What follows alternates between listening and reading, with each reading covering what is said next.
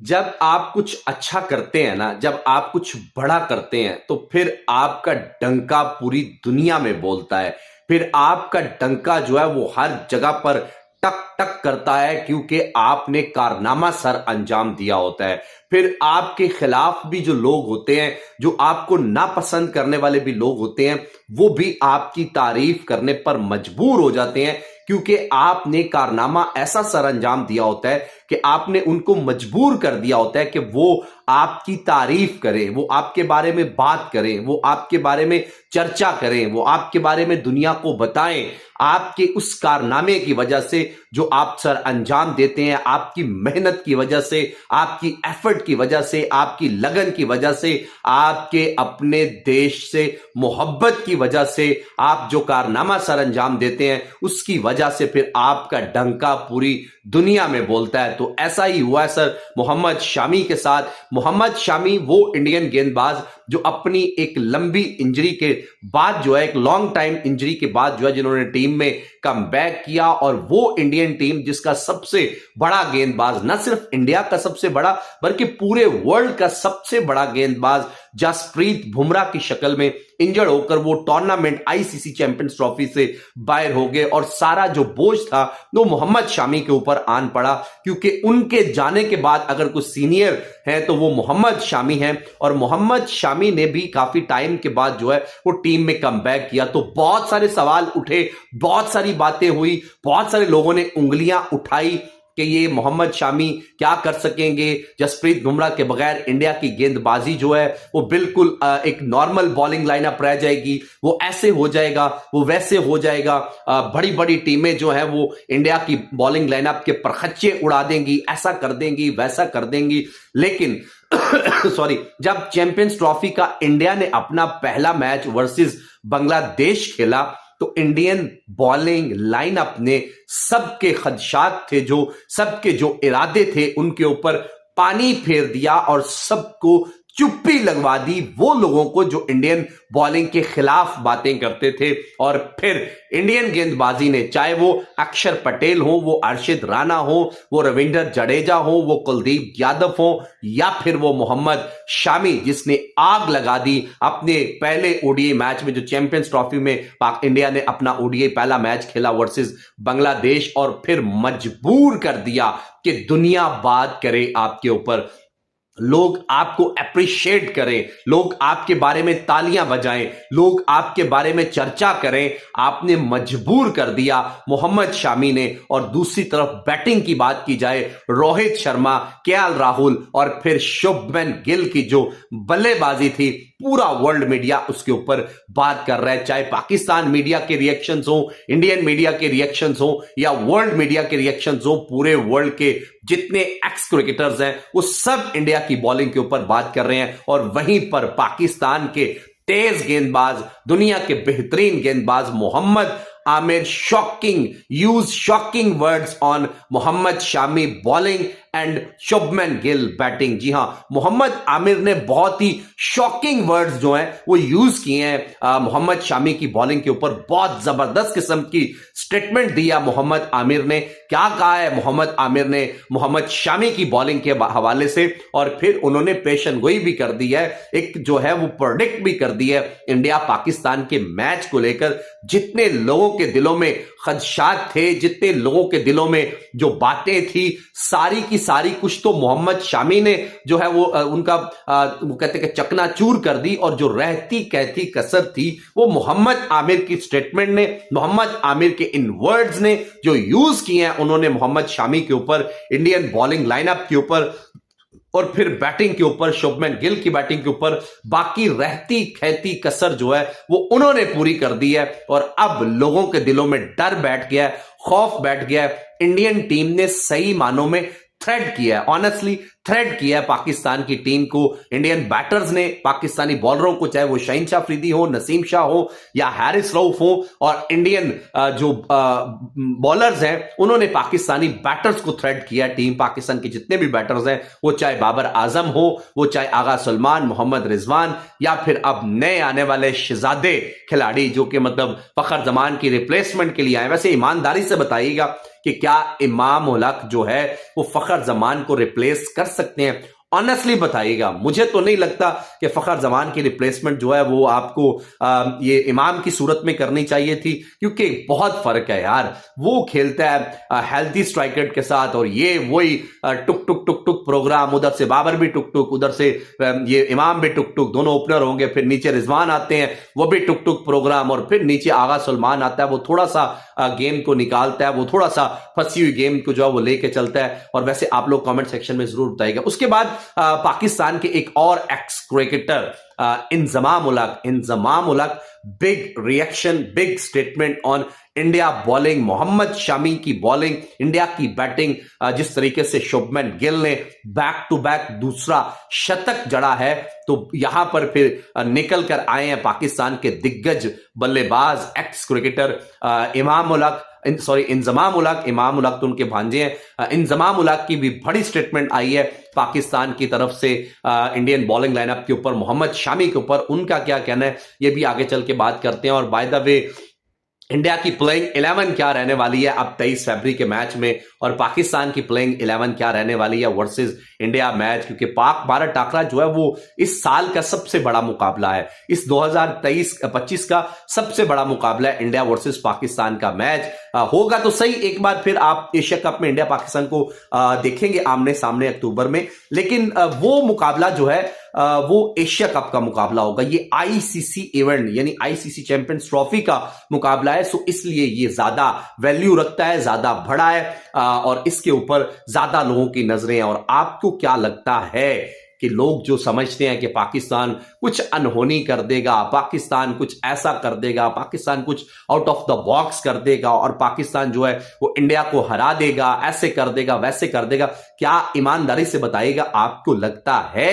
कि Pakistan out of the box जाके India को हरा सकता है? क्योंकि जो मैचेस 3 खेले हैं न्यूजीलैंड के खिलाफ, उनको देखकर तो सर लगता नहीं है, कहीं से भी किसी एंगल से भी नहीं लगता है कि पाकिस्तान जो है वो न्यूजीलैंड से जिस तरीके से हारा है वो इंडिया जैसी टीम को हराने की सलाहियत रखता है।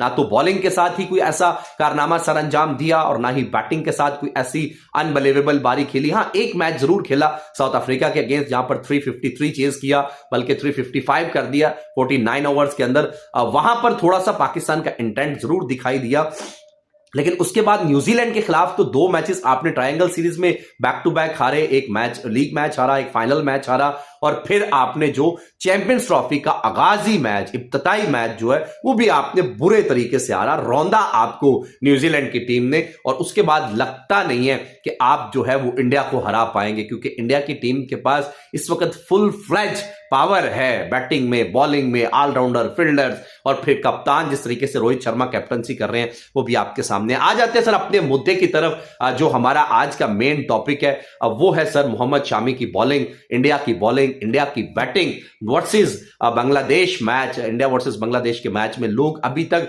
उसकी हाइलाइट्स देख रहे हैं, शुभमन गिल की बैटिंग की, केएल राहुल, रोहित शर्मा की बैटिंग की लोग हाइलाइट्स देख रहे हैं, वीडियोस देख रहे हैं, मोहम्मद शामी की बॉलिंग की लोग हाइलाइट्स देख रहे हैं, क्योंकि कारनामा ही ऐसा सर अंजाम दिया है। इंडिया वर्सेस बांग्लादेश के मैच में बांग्लादेश ने टॉस जीतकर पहले बैटिंग करने का फैसला किया और लगा कि यार अब जो बांग्लादेश है वो 300 तो करेगा, क्योंकि बैटिंग ट्रैक्स हैं, 300 कर जाएगा, क्योंकि लोग ये भी कह रहे थे कि इंडिया की बॉलिंग कमजोर है, जसप्रीत बुमराह नहीं है, तो ऐसा हो जाएगा, वैसा हो जाएगा। हमने कहा यार शायद 300 तो कर जाएगा, पहले स्कोर पे पहला आउट, दूसरे स्कोर पे दूसरा आउट, और फिर उसके बाद 35 पे 5 आउट हो गए। मतलब जब 35 पे 5 आउट हो गए तो फिर बंगाली टाइगर्स का तो वैसे ही मतलब वो कहते हैं ना कि बुरा हाल हो गया, वहां से कम बैक करना या फिर जो है वहां से अपने आप को वापस लाना बहुत मुश्किल था 35 पे 5 आउट होने के बाद। लेकिन फिर भी क्रेडिट देंगे हम बांग्लादेश को कि उन्होंने वहां से भी कमबैक किया और 228 रन बोर्ड पे लगाए। लेकिन मोहम्मद शामी की बॉलिंग ने और फिर अरशद राणा की बॉलिंग ने दुनिया को इंप्रेस किया। जो वर्ल्ड क्लास बॉलिंग लाइनअप है पाकिस्तान की, जिसको दुनिया में कहते हैं जी ये वर्ल्ड क्लास बॉलिंग लाइनअप है, उसके जरा कंपैरिजन में आपको बताएं तो पाकिस्तान की तरफ से शहीनशाह अफरीदी ने 10 ओवर्स में 68 रन दिए, कोई आउट नहीं किया। नसीम शाह ने 10 ओवर्स में रन दिए, 2 आउट किए। हैरिस रऊफ ने 10 ओवर्स के अंदर जो है 83 रन दिए, 2 आउट किए। लेकिन अगर आप कंपैरिजन करें आप मोहम्मद शामी के साथ ये वर्ल्ड क्लास बॉलिंग लाइनअप का, तो सर शर्म आती है फिर इसको वर्ल्ड क्लास कहते हुए भी और ये नाम लेते हुए भी पाकिस्तान बॉलिंग के खिलाफ, क्योंकि मोहम्मद शामी ने दुनिया क्रिकेट को शॉक किया है, दुनिया क्रिकेट को हैरान किया है। 10 ओवर्स में 53 रन देके 5 आउट किए हैं। अनबिलीवेबल किस्म की बॉलिंग, आप कहें कि दुनिया क्रिकेट को शॉक किया। अच्छा, फिर मोहम्मद शामी तो फिर भी तजुर्बेकार है, एक एक्सपीरियंस वाला बॉलर है। चलो एक थोड़ा सा आप इसको साइड पे कर दे, पंजा उसने लगाया है। अरशद राना जो बिल्कुल नया है, बिल्कुल न्यू है अभी वो इंटरनेशनल क्रिकेट के अंदर, उसने 7 ओवर 4 गेंदें की हैं, 31 रन दिए और फिर उसने 3 आउट किए हैं। आप उसका लेवल चेक कर लीजिए, आप देखें कि उसने आपके हैरिस रऊफ से कितनी अच्छी बॉलिंग की है। मतलब जो आपका एक वर्ल्ड क्लास हैरिस रऊफ है, वर्ल्ड क्लास नसीम शाह, उससे तो 100 गुना अच्छी बॉलिंग अरशद राना ने की है, क्योंकि नसीम शाह ने 10 ओवर में 63 रन दिए हैं और 2 आउट किए हैं। जो आपके हारिस रऊफ है उन्होंने 10 ओवर में 83 रन दिए हैं और 2 आउट किए हैं। लेकिन अरशद राना ने 7 ओवर 4 गेंदों पे 31 रन दिए हैं और 3 आउट किए हैं। तो मतलब यहां पर तो देखें तो इंडिया की बॉलिंग लाइनअप अनबिलीवेबल है। लेकिन बात करें Mohammad Aamir shocking words, Mohammad Amir use shocking words on Mohammad Shami bowling and Shubman Gill batting.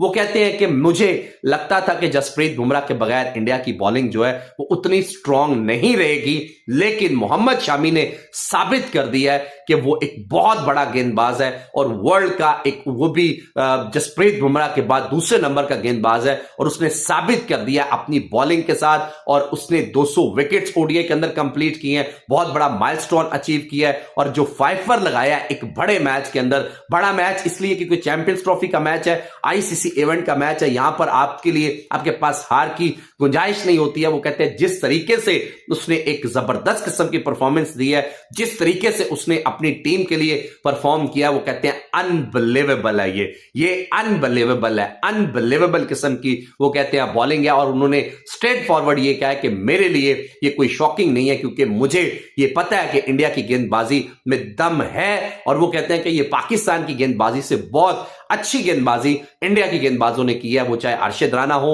वो चाहे हार्दिक पांड्या हो, वो चाहे कुलदीप यादव हो या फिर मोहम्मद शामी हो। उन्होंने पाकिस्तान के गेंदबाजों से ज्यादा अच्छी लाइन एंड लेंथ और वेरिएशन के साथ बॉलिंग की है, जिसकी वजह से जिसका रिजल्ट जो है वो आपके सामने है। वो कहते हैं कि अगर आप परफॉर्म करते हैं, अगर आप अच्छा करते हैं, तो जब आपके रिजल्ट्स आते हैं वो भी अच्छे आते हैं और आपके रिजल्ट से पता चल जाता है कि आपने कितना अच्छा किया है। सो वो कहते हैं कि जिस तरीके से इंडिया ने बांग्लादेश को डिस्ट्रॉय किया है, उसको देखकर आप लोगों को आइडिया हो गया होगा कि जो इंडिया है उसने कितनी एफर्ट की है, कितनी मेहनत की है, उसके रिजल्ट से आपको अंदाजा हो गया होगा। और सही मानों में सर इंडिया ने बांग्लादेश को डिस्ट्रॉय किया है। Mohammad Amir use shocking words on Mohammad Shami bowling versus New Zealand and Shubman Gill की बैटिंग। फिर उनका कहना है कि ये शुभमन गिल जो है ये चैंपियंस ट्रॉफी का सबसे बड़ा प्लेयर बनेगा, ऐसा उनका कहना है। कहते हैं कि ये शुभमन गिल जो है ये इस चैंपियंस ट्रॉफी 2025 का सबसे बड़ा बल्लेबाज बन के सामने आएगा। जब चैंपियंस ट्रॉफी एंड होगी तो आपको आइडिया हो जाएगा कि शुभमन गिल कितना बड़ा प्लेयर है, क्योंकि वो कहते हैं कि इसके पास बहुत टेम्परामेंट है, बहुत जबरदस्त शॉट सिलेक्शन है। सो ये बहुत बड़ा बल्लेबाज बन के जो है वो सामने आएगा शुभमन गिल, जितना बड़ा बल्लेबाज है। शुभमन गिल के हवाले से भी उन्होंने बहुत जबरदस्त वर्ड यूज किए हैं। लेकिन अगर बात करें इमाम उल-हक की, तो इंजमाम उल-हक कहते हैं सर कि अब पाकिस्तान की टीम के लिए खतरे की घंटियां और ज्यादा बज चुकी हैं और अब पाकिस्तान इंडिया को नहीं हरा पाएगा। अब पाकिस्तान के लिए इंडिया को हराना बहुत ज्यादा मुश्किल है। जिस तरीके से इंडिया ने चैंपियंस ट्रॉफी के अंदर